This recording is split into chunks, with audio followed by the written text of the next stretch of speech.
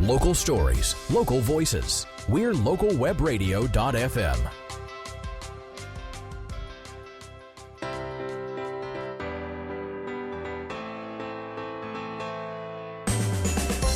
Welcome to Sound Investing with Byron Striloff, Senior Investment Advisor at CIBC Wood Gundy, and recognized by Vancouver Magazine in its selection of top wealth makers in Vancouver for 2013. And now, here's your host.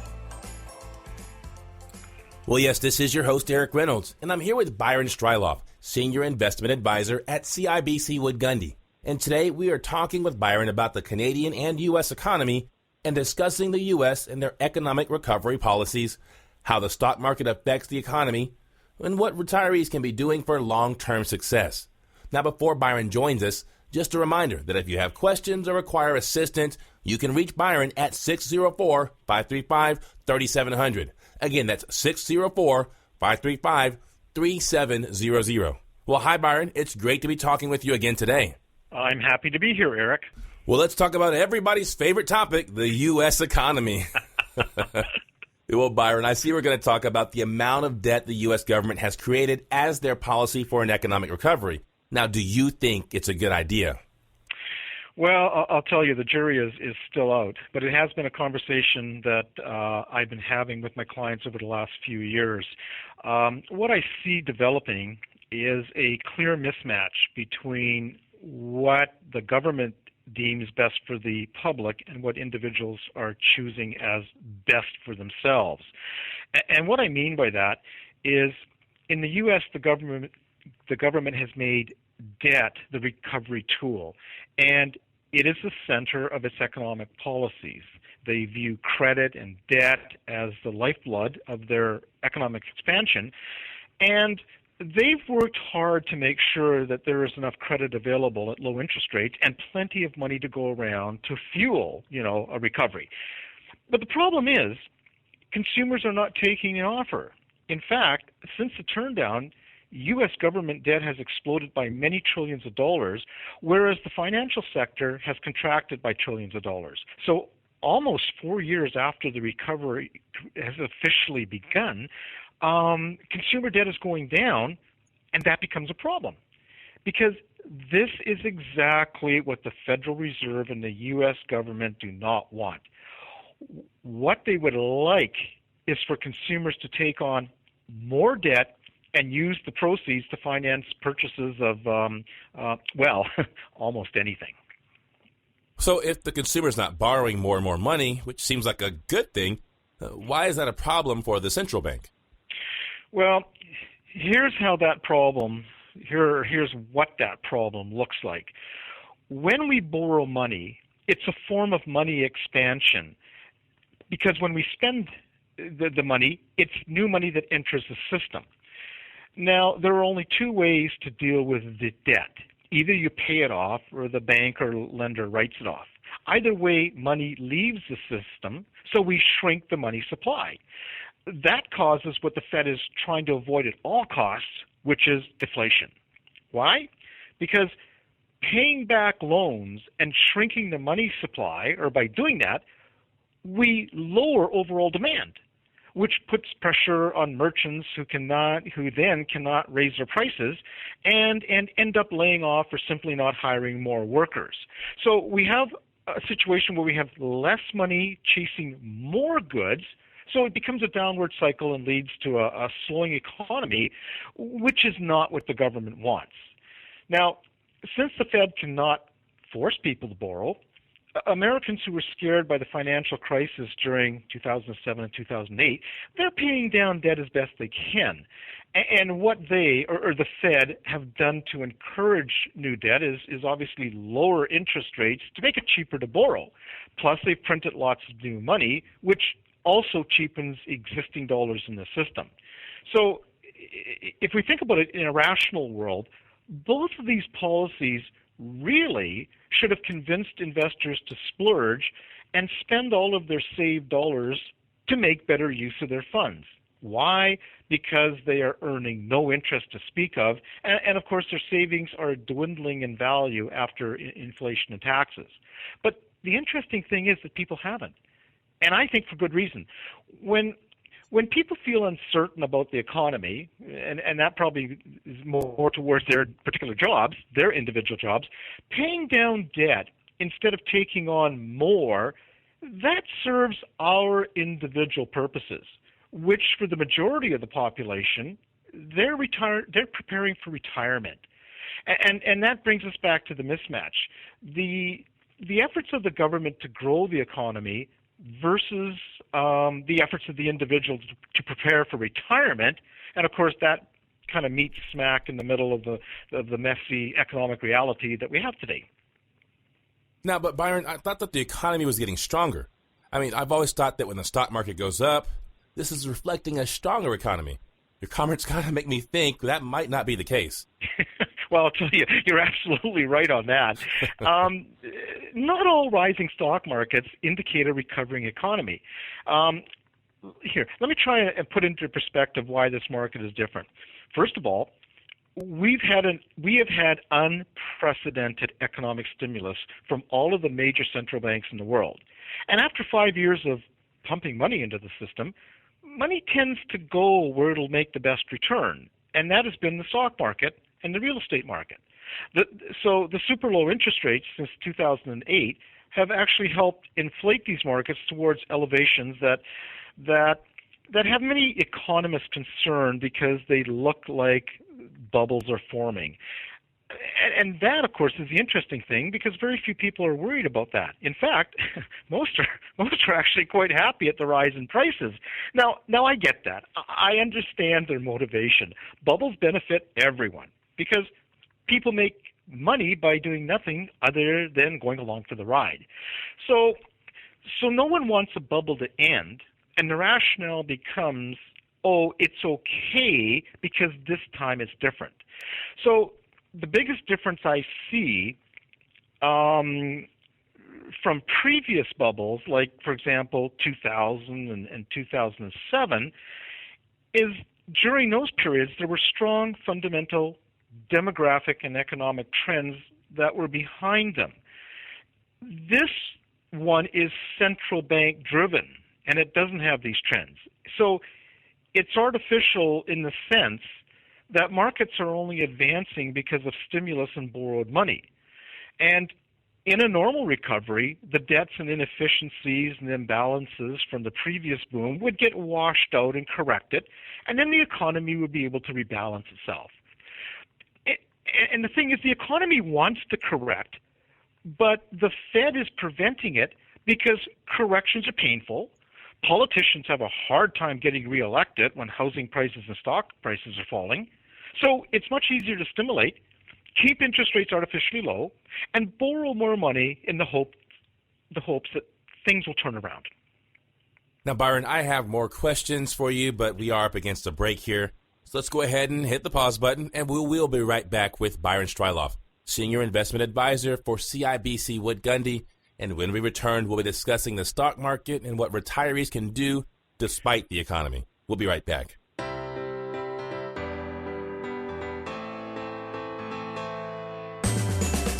More Sound Investing with Byron Striloff after this. Buying or selling a home on the Semiahmoo Peninsula? Catch up on local market conditions on This Week in Real Estate with Lance and Connie Marples from Sutton West Coast Realty on localwebradio.fm.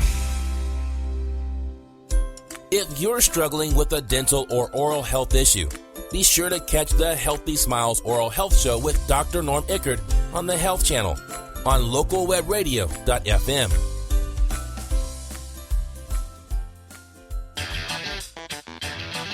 Shopping for the lowest mortgage rate? Looking to refinance? Catch the Mortgage Newscast with Jared Dreyer On the Business Channel. on localwebradio.fm.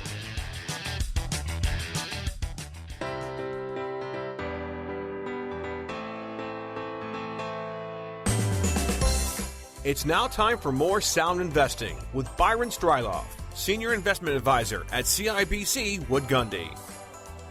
All right, we're back with Byron Striloff, and we're discussing smart choices for those people looking to retire. Now, Byron, here's my question. If our higher stock market is not connected directly or the result of a recovering economy, aren't people still better off financially with higher stock prices? Well, you would certainly think so on the surface. And I do know that people point to the recent highs of the stock market as proof of the recovery, and therefore, we can all expect the return of rising consumer spending. But that ignores one little sticky point. Aggregate wealth has recovered completely, no question. Individual wealth has not. Now, the majority of U.S. wealth, in particular, is based primarily on financial assets like stocks. Americans or populations in most other first world nations, for that matter, they do not share equally in stock market gains. These are heavily skewed towards a much smaller percentage of the population. So what I'm saying is that the average person is not benefiting from the run-up in stock prices. The main benefit is going to high net worth individuals, corporations, and financial institutions. And this is one of the reasons that I'm cautious about the stock market. We have a number of asset bubbles developing, or at best, prices that are higher than they should be because of all the money sloshing around the world, which has been injected by central banks, again, around the world to normalize or save the economy. In fact, the chart we have this week is an illustration between the tech bubble from 1994 and 2000 and the current bubble. And if you take a look at the chart, you'll see that the bubble or the stock market rise that we're in today, we've had an even larger point gain than on the Dow in 2000. So that is a bit of a concern. We just have to be aware of that. And at the same time, we're on the downslope of drastically slowing demographic trends, which is a worldwide phenomenon, especially for the industrialized world. We have the greatest accumulation of all kinds of debt in history in the world. So historically, this has the look and feel of a stimulus-fueled asset bubble that is reaching maturity. And with rare exceptions, strong market expansions tend to last around 5 years, which is exactly where we are today. I think actually this month coming up is the anniversary. So in my view, after 5 years of a strong stock market recovery to all-time highs, this is a good time to look at your portfolio and ask yourself, how will you do if we revert back to long-term market averages, especially if you're retired? Well, now, Byron, that's a good point. But let me ask you this. What should retirees or people about to retire be doing differently with the stock market at a long-term high and interest rates at a long-term low? Well, that is the conundrum, isn't it? And that is a problem with no easy answer, Eric. Today's standard advice for retirees is to get out of stocks and into fixed income investments like bonds.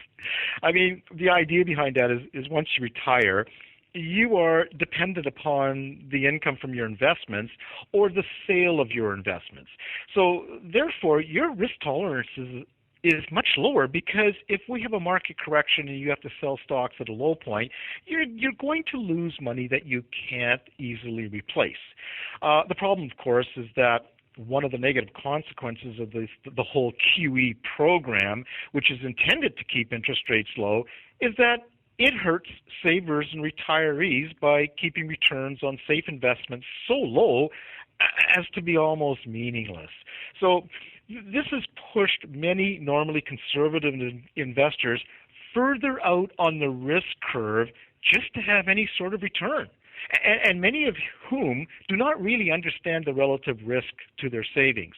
So the bottom line is, this will continue to be a difficult time for risk-averse investors who require income, and especially retired people who need a livable income from their RRSP and other savings. One suggestion I do have for listeners is to talk to your advisor and have him make your investment income as tax efficient as possible. Most people I meet are paying more income tax on their investment income than they need to, and if you can save 30 to 45% on your investment income, that's a big increase in what you have to spend. Now, Byron, before we get out of here, let me ask you one more question. Now, how do you feel the winding down of the stimulus programs will affect the economy and financial markets, not only for the U.S., but for the world? Well, that really is the million-dollar question, and obviously no one can predict that. But I can tell you that the economy will have to strengthen to the point of functioning without outside support before we can have a full recovery and pay down all of the debt incurred along the way. And this basically goes for all economies. I look at the U.S., it's the largest in the world, and it's kind of the trendsetter for the way most of the world goes, but this is true for all economies. We've all gone in a lot of debt, to pay for this recovery.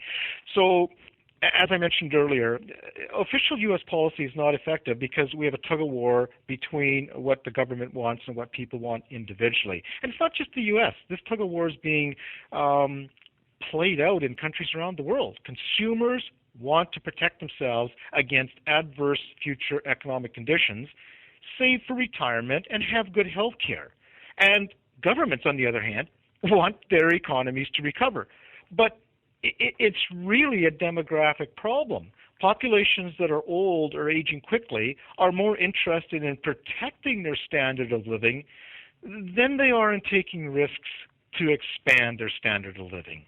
Well, Byron, it's been such an interesting conversation. Unfortunately, we are out of time. Now, for the listener, if you know someone who would benefit from what we've talked about today, go ahead and share this podcast with them. I'm sure they'll thank you for it. Now, of course, you can always reach Byron on his website at www.byronstriloff.com. Again, that's www.byronstriloff.com. And as always, by phone at 604-535-3700. Again, that's 604-535-3700.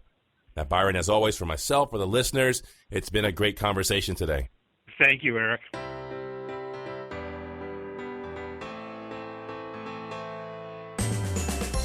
Thanks for listening to Sound Investing with Byron Striloff. To schedule a face-to-face conversation, you can reach Byron at 604-535-3700.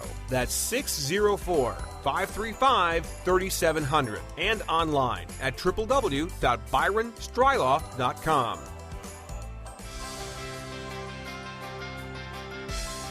You're opted in to localwebradio.fm. Community-minded, locally focused.